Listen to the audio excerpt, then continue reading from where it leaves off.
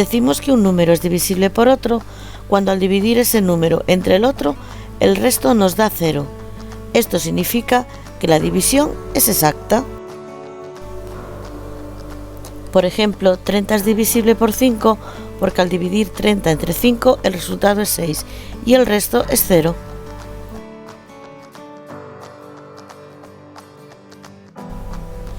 Pero hay unas reglas llamadas de divisibilidad que nos permiten saber si un número es divisible por otro simplemente con aplicarlas y sin hacer la división.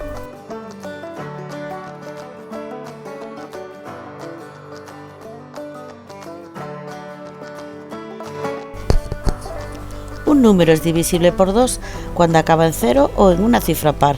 Las cifras pares son el 2, el 4, el 6 y el 8.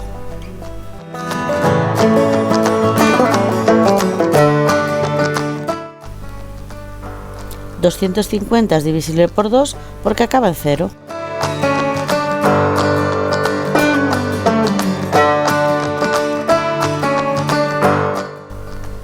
$628 es divisible por 2 porque acaba en cifra par, el 8.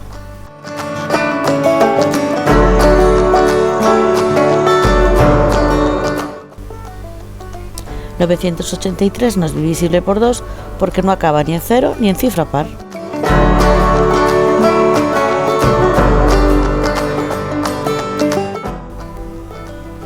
¿Son divisibles por 2 el 115, el 230 y el 658? Debes explicar por qué.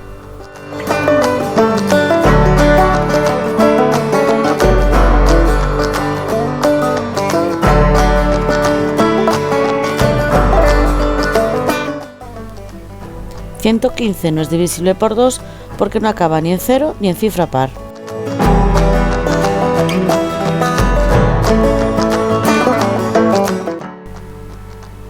$230 es divisible por 2 porque acaba en 0.